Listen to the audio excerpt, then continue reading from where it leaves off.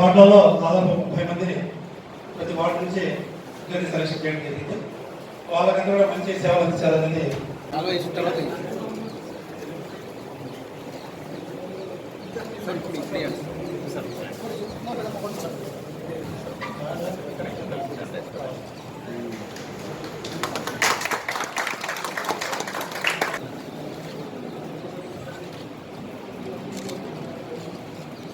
Ramachandra,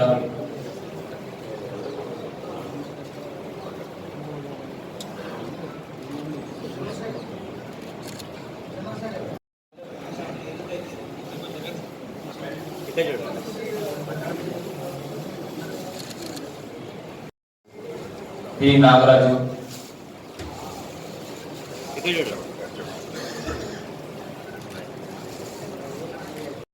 G Rakesh,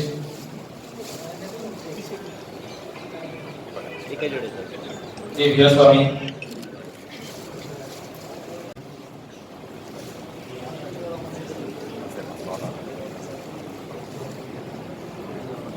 G రాము,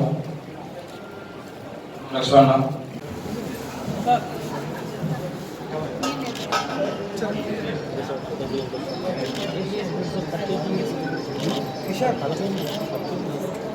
మళ్ళీ ఏం చేయాలి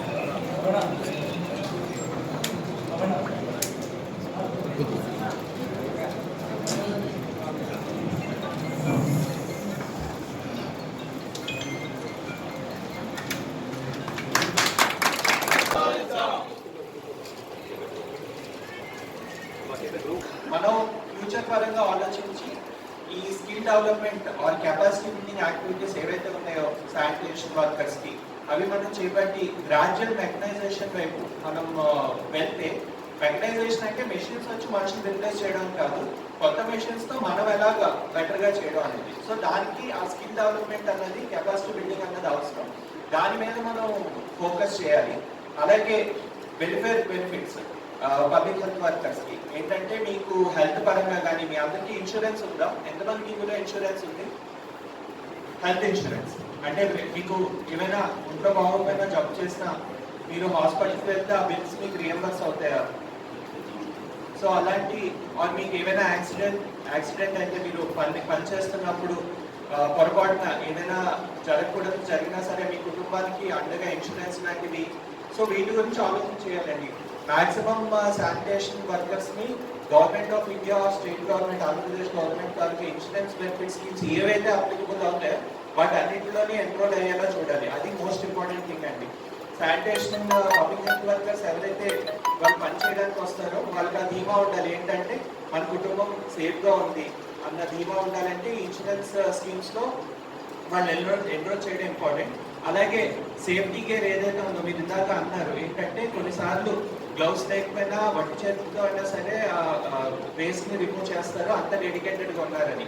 డెడికేషన్ వాళ్ళకుంది, మన సైడ్ కూడా డెడికేషన్ ఉండాలి. ఏంటంటే ఏ శానిటేషన్ వర్కర్ కూడా ఎక్విప్మెంట్ లేకుండా, అంటే ప్రొటెక్టివ్ కేర్ లేకుండా, గ్లౌస్ లేకుండా, మాస్క్ లేకుండా, ఈ జాకెట్ లేకుండా వెళ్ళకూడదు అని మనం డెడికేటెడ్ అనుకుని శానిటేషన్ వర్కర్స్ అందరికీ మనం వాటిని ప్రొవైడ్ చేసేలా చేయగలిగితే వాళ్ళ మోటివేషన్ కూడా ఇంకా పెరుగుతుంది.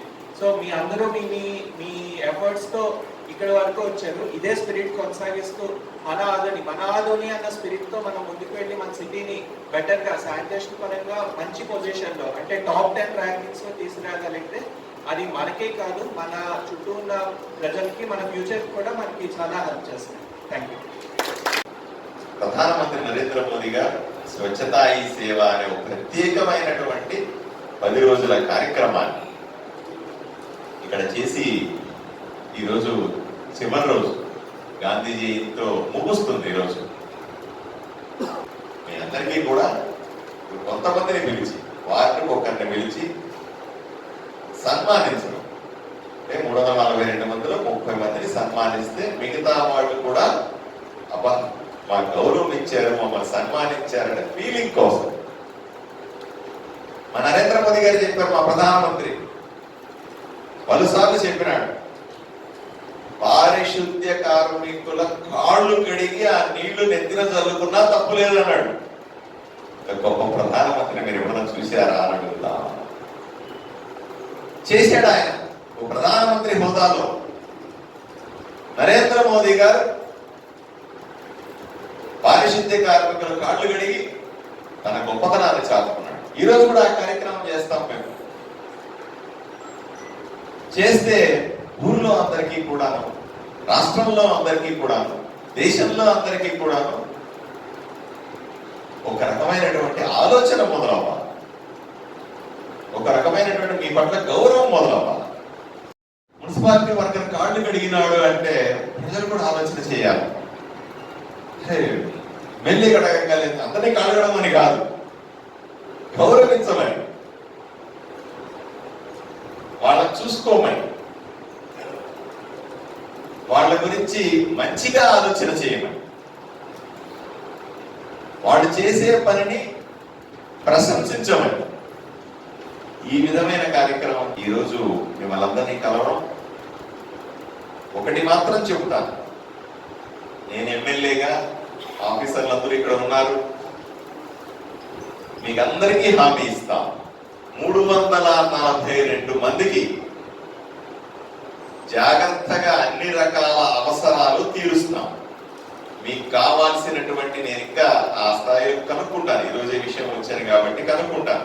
మీకు రావాల్సినటువంటి గ్లౌజులు కానీ, డ్రెస్సులు కానీ, మెటీరియల్ కానీ, లేకపోతే మీకు రావాల్సినటువంటి సోపులు, షాంపులు, ఇంకోటో బట్టలు, ఇవన్నీ సరిగ్గా వస్తున్నాయా లేదా నేను ఎంక్వైరీ చేస్తాను. రెండవది, మీ తప్పనిసరిగా మీరు క్లీన్ చేసేటప్పుడు ఆరోగ్యం తప్పనిసరిగా ఎంతో కొంత ఇబ్బంది పడుతుంది. మీకు తప్పనిసరిగా ఆరోగ్య బీమా ఇప్పించే బాధ్యత నేను తీసుకుంటాను. మీరు ఉద్యోగస్తులకి ఆరోగ్యశ్రీ రాదు, వస్తుందా? ఉద్యోగస్తులు కాబట్టి ఆరోగ్యశ్రీ కార్డు వస్తాయి. మీకున్నాయి ఆరోగ్యశ్రీ కార్డులు?